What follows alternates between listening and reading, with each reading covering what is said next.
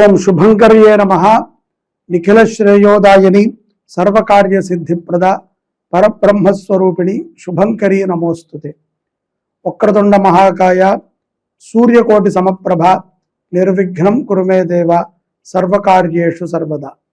ఆదిత్యాయ చ సోమాయ మంగళాయ బుధాయ చ గురుశుక్రః శనిభ్యశ్చ రాహవే కేతవే నమః. గురుబ్రహ్మా గురుర్విష్ణుః గురుర్దేవో మహేశ్వరః గురు సాక్షాత్ పరబ్రహ్మ తస్మై శ్రీ గురవే నమః. ఓం శ్రీ మహాగణాధిపతయే నమః. అస్మత్ శ్రీ గురు చరణారవిందాభ్యాం నమః.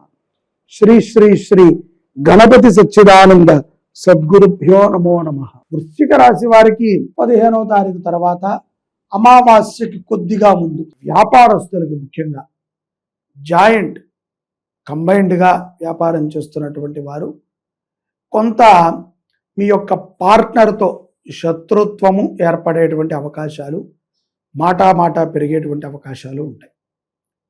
కొన్ని సందర్భాల యందు ముందుగా మనం మాట్లాడుకున్నది ఒకటవుతుంది, ఆచరణలోకి ఒకటి వస్తుంది, క్రియలో ఇంకొకటి ఉంటుంది, కనిపించటంలో ఇంకోటి చేస్తుంది. ఇన్ని రకాల వేరియేషన్స్ని ఒక మనిషి వ్యాపారంలో చూడగలుగుతారు. అయినప్పటికీ దృఢత్వంతో, నమ్మకంతో, ఒక బాధ్యతతో వ్యవహరించేటువంటి వాళ్ళు అర్థం చేసుకుంటారు, వాటిని సర్దుకుని ముందుకు వెళతారు. కొంతమందికి జాతకమురీత్యా ఏదైనా సమస్య ఉన్నప్పుడు చుట్టుపక్కల వాళ్ళు చెప్పినటువంటి మాటలు వినేటువంటి వాళ్ళు తొందరగా ఇటువంటి వాటి మీద మక్కువ చూపకపోవచ్చు, ఆసక్తి తక్కువగా ఉంటుంది. ఆరాటం ఉన్నప్పటికీ ఆసక్తి తక్కువగా ఉండటం చేత అనుమానాలు పెరిగి గొడవ వాతావరణం ఏర్పడుతుంది. కాబట్టి వృశ్చిక రాశిలో ఉన్నటువంటి వ్యాపారం చేసుకునేటువంటి వాళ్ళు తొందరపడకండి. అది ఒక్కటి బాగా గుర్తుపెట్టుకోండి. ప్రతిరోజు కూడా మీరు ఈ యొక్క నవంబర్, డిసెంబర్, జనవరి ఏదైనా మాసము వ్యాపారస్తులు మనము ఒకరితో కలిసి ప్రయాణం చేస్తున్నాం. ఏదో మనకి ఉన్నటువంటి పూర్వ కర్మరీత్యా భార్య మనని అర్థం చేసుకునేది రావచ్చు, లేకపోతే వృశ్చిక రాశి స్త్రీలకి భర్త అర్థం చేసుకునేటువంటి వాడు రావచ్చు. అదృష్టం అది. పిల్లలు అలాగే ఉండాలని మనం కోరుకుంటాం, తప్పులేదు. కానీ అది కార్యరూపం దాల్చడం కష్టం. తల్లిదండ్రులకి అర్థం కానటువంటి వాళ్ళు భార్యకు అర్థం అవ్వచ్చు. అదే ఆడపిల్ల తల్లిదండ్రుల ఇళ్లల్లో సరిగ్గా లేనటువంటి స్త్రీ భర్తతో అన్యోన్యతగా ఉండి భర్తాభివృద్ధికి తోడ్పడవచ్చు. ఇది సయోధ్యకి సంబంధించినటువంటి విషయం, కర్మకి సంబంధించినటువంటి విషయం. ఇది అంత త్వరగా అర్థం కాదు, అర్థమైనట్టే ఉంటుంది, కానీ లోతు ఎక్కువ, అర్థం తెలియదు. వ్యాపారస్తులు తొందరపాటుతో తోటి పార్ట్నర్ని కానీ, మీ వ్యవహారములో కీలకముగా ఉన్నటువంటి వ్యక్తులని కానీ మాట జారకండి. ఏదైనా మనం తీసుకోవచ్చు అని అనుకుంటాం, డబ్బు మళ్ళీ అడిగితే ఇవ్వచ్చు, లేకపోతే తండ్రి తీసుకుంటే కొడుకు ఇస్తాడు, కొడుకు తీసుకుంటే తల్లిదండ్రులు ఇస్తారు, లేకపోతే ఎవరో ఒకళ్ళు అయ్యో బలానా వాడు అప్పు తీశాడు కదయ్యా మేము మాది అనుకుని తీరుస్తున్నాం తీసుకోండి అంటాడు. కానీ ఒక మాట దాటితే ఎవరు పడిన మాట వాళ్ళకే కష్టం, ఎవరు జారిన మాట వారు తీసుకుంటానికి కూడా రాదు. మాట ఉండిపోతుంది, స్థిరముగా ఉండేది మాట. వాక్కుకి అంత పటుత్వం ఉంది. ఇంద్రియాలని చైతన్యపరుస్తుంది వాక్కు. నిశ్శబ్దంగా ధ్యానం చేసుకుంటున్నటువంటి వాడిని నువ్వు ఏ హావభావాలతో కూడా ఇబ్బంది పెట్టలేవు. కళ్ళు మూసుకుని ధ్యానం చేసుకుంటున్నారు వాళ్ళు, ఏమి ఒక్క శబ్దముతోనే వాళ్ళని నువ్వు టచ్ చేయగలవు, ప్రశాంతంగా ఉన్నవాడి.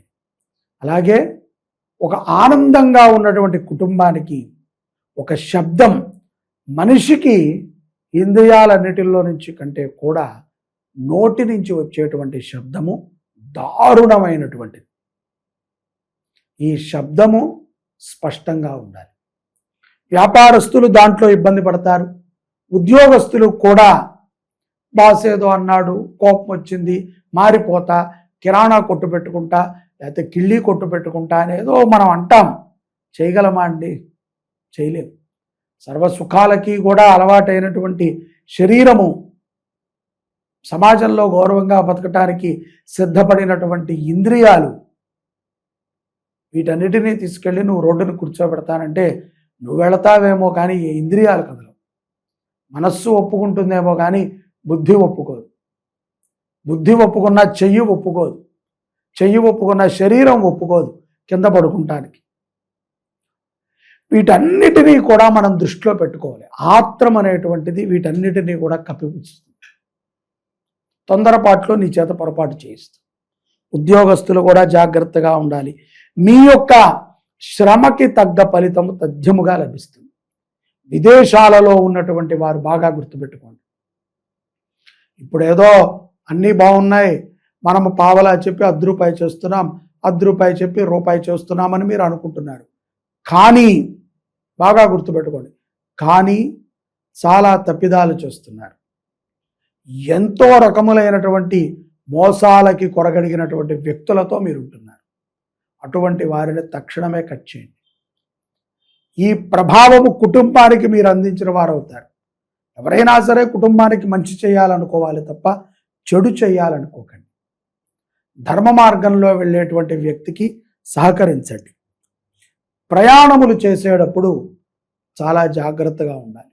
ఇతరుల యొక్క వాహనములు తీసుకుని ప్రయాణం చేసేటప్పుడు ప్రమాదాలు కొన్ని పొంచి ఉన్నాయి.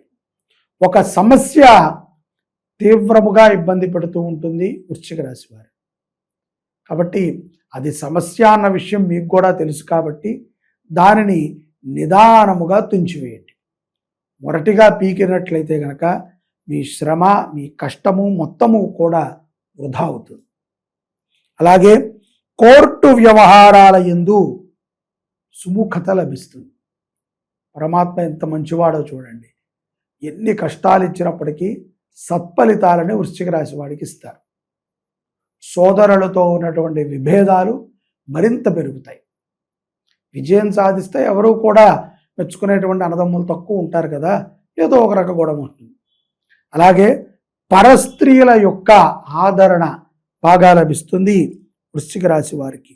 మీకున్నటువంటి చిక్కులన్నీ కూడా ద్వితీయార్థములో క్రమేపీ తగ్గుతాయి.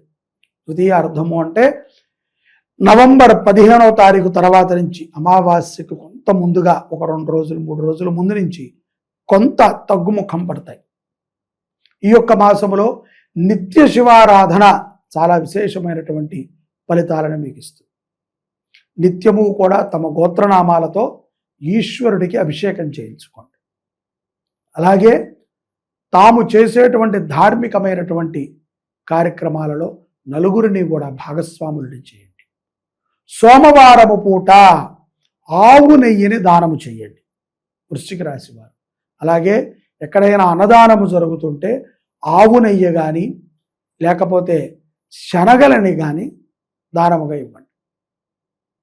శ్రీ శుభంకరి సేవా సమితి 10వ పర్యాయము శ్రీకాళహస్తిలో శివ పంచాయతన మహారుద్రయాగాన్ని చేస్తుంది. ఆసక్తి ఉన్నటువంటి వారు తమ గోత్రనామాలని నమోదు చేసుకుని రాహుకేతువుల యొక్క సంపూర్ణ పరిహారాన్ని చేసుకుని రాహుకేతువుల యొక్క సంపూర్ణ అనుగ్రహాన్ని పొందండి.